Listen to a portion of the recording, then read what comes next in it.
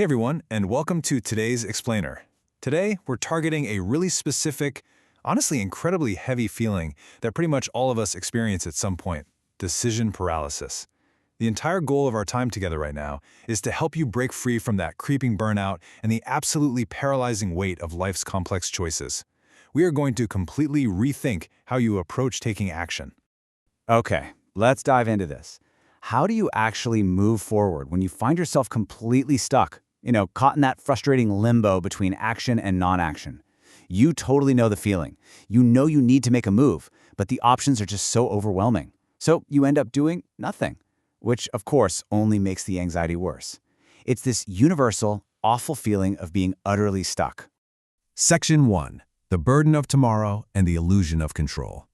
Look, to fix this paralysis, we first have to understand where it actually comes from. We constantly try to look ahead and figure out our whole lives, right?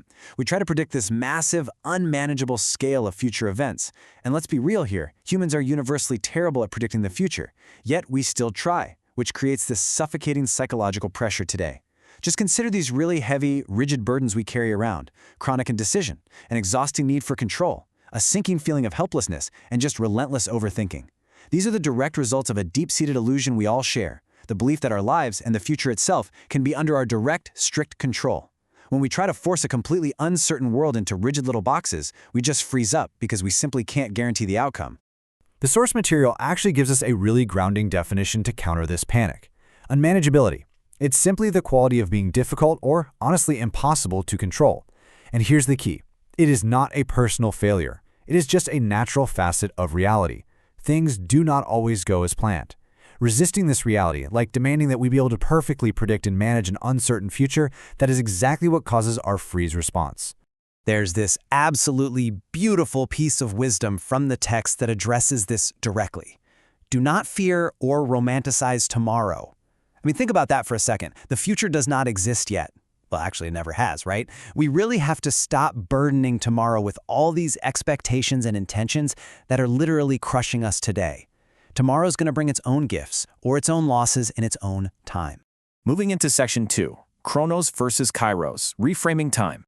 So now that we've identified that crushing weight of the future, let's zoom in a bit on how we perceive the flow of time right now. The ancient Greeks actually had two entirely different concepts for time: Chronos and Kairos.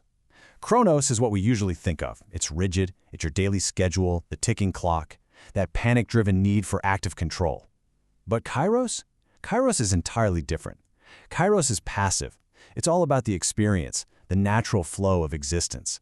Acting simply when the time is right. Take a breath here and just feel the difference between the heavy, frantic demands of Chronos and the fluid grace of Kairos. Really, our lives are just this overlapping mix, an imbrication, if you want the fancy term, of these two types of time. True achievement isn't about forcing productivity or constantly operating in panic mode. It's about existing right in the present moment and developing the wisdom to act rightly. It's knowing when to push forward and when to just let the current carry you. Which brings us to Section 3, Do the Next Right Thing, Slicing Through Complexity. So how do we actually apply this? We need to zoom our narrative lens way, way down to literally a single breath. The crucial point here is this deceptively simple phrase: do the next right thing. Now, if you're familiar with it, this is presented as a foundational staple of 12-step recovery programs. It is a highly granular decision-making heuristic used when you are completely paralyzed by a complex choice or caught between action and non-action. It literally takes the terrifying, unmanageable burden of the entire rest of your life and reduces it down to one single manageable moment and one simple choice. Just let this quote wash over you. Leave all results, do the next thing. You don't have to figure out step 10. Honestly, you don't even have to figure out step 2. You just have to let go of those long-term outcomes and simplify the choice that is directly, immediately in front of you. Section 4. The wisdom of nothing and the power of non-action. And as we start applying this heuristic, we often hit this profound realization: when you're faced with complex conflict, sometimes the most active, wise choice you can possibly make is to refrain from action entirely.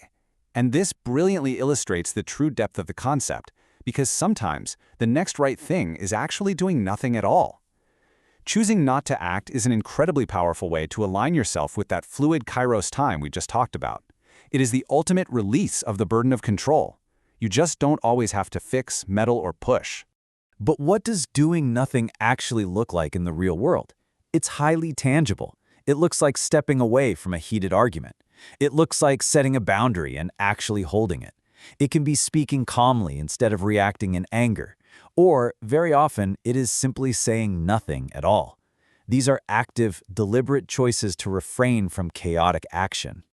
Finally, Section 5, executing the pause with reflect, describe, respond. Let's see how this builds into a reliable system. How do you actually execute this pause when your brain is screaming at you to panic? Well, the source material gives us the radar method. That stands for reflect, describe, respond.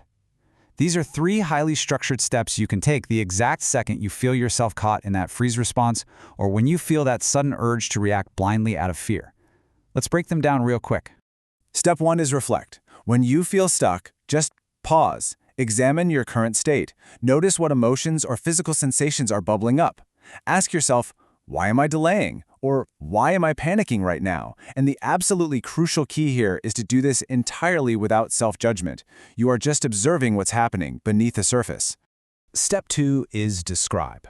You've got to be honest and really specific about what you just observed, using clear words. Name the facts of your inner experience. Tell yourself, I am acting out of impatience right now, or I am terrified of failing this project. Naming the feeling out loud breaks the automatic, unconscious cycle of anxiety. It brings the monster right out of the shadows. And the final step is respond. Now that you've paused and named the fear, you choose an intentional, value-based action. You make a tiny, micro-commitment. A wise response means you're no longer being pulled away by the current of anxious thoughts. You are deliberately choosing the next right thing, even if that thing is literally just taking a sip of water or closing your laptop. I absolutely love this quote from Dr. Glenn Doyle that's highlighted in the text. Always look for the thing you can do. 1% beat 0%. You don't need to conquer the world today. You only need to look at the tiny, ridiculously small choices immediately in front of you. Wash one dish. Write one single sentence. Take one breath. Those tiny wins, they pave the absolute foundation for your bigger victories. So, as we wrap up our explainer today, I really want to leave you contemplating your immediate present. Forget about next year. Honestly, forget about tomorrow. Just look at where you are sitting, right in this exact second. What is the very next right thing you can do right now?